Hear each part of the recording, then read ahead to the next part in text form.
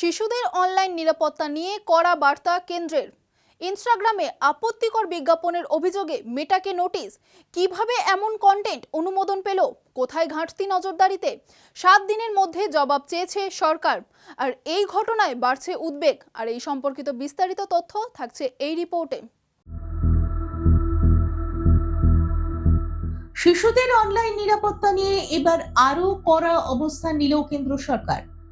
জনপ্রিয় social media platform ইনস্টাগ্রামে শিশু যৌন শোষণ ও নির্যাতনমূলক সামগ্রী সম্পর্কিত অর্থ প্রদত্ত বিজ্ঞাপন দেখা যাওয়ার অভিযোগ সামনে আসতেই মেটাকে নোটিশ পাঠিয়েছে কেন্দ্রীয় ইলেকট্রনিক্স ও তথ্য প্রযুক্তি মন্ত্রক।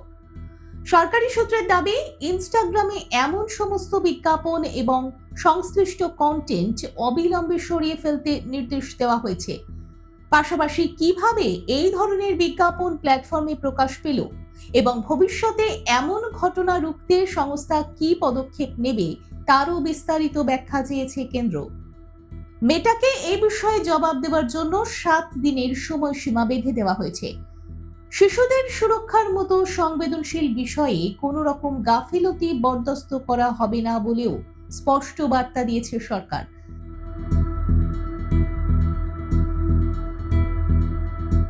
নোটিশে মেটার কাছে একাধিক গুরুত্বপূর্ণ প্রশ্ন তোলা হয়েছে।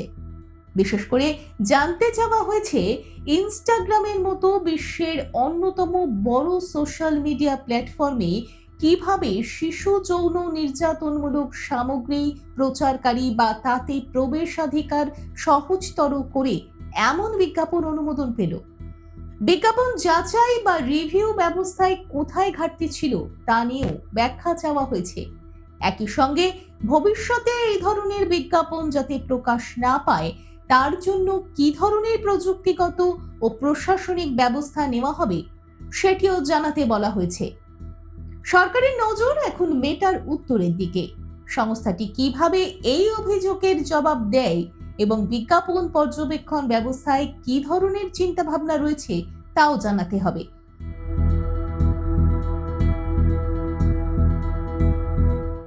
সম্প্রতি কেন্দ্রীয় তথ্য প্রযুক্তি মন্ত্রী অশ্বিনী বৈষ্ণব এই ঘটনাকে অত্যন্ত গুরুত্ব দিয়ে দেখার নির্দেশ দেন। তার নির্দেশেই ইলেকট্রনিক্স ও তথ্য প্রযুক্তি মন্ত্রক মেটাকে তলবের প্রক্রিয়া শুরু করে। যখন অর্থের বিনিময়ে এই ধরনের বিজ্ঞাপন বহু মানুষের কাছে পৌঁছে যায়, তখন বিষয়টি আরো উদ্বেগজনক হয়ে ওঠে। সেই কারণেই সরকার চাইছে সোশ্যাল মিডিয়ার সংস্থাগুলি শুধু অভিযোগের ভিত্তিতে ব্যবস্থা নিলেই চলবে না, বরং আগে থেকেই কার্যকর নজরদারি ব্যবস্থা গড়ে তুলতে হবে। সরকারের দাবি, তথ্য প্রযুক্তি আইন এবং সংশ্লিষ্ট বিধি অনুযায়ী সোশ্যাল মিডিয়া প্ল্যাটফর্মগুলির দায়িত্ব রয়েছে ক্ষতিকর, বেআইনি এবং শিশুদের জন্য বিপজ্জনক কন্টেন্ট দ্রুত শনাক্ত করে সরিয়ে ফেলার। দেখুন এই সময়ের তথ্য ও চিত্র প্রতিদিন রাত 9টায় ও সকাল 8টায় শুধুমাত্র চ্যানেল 1-এ।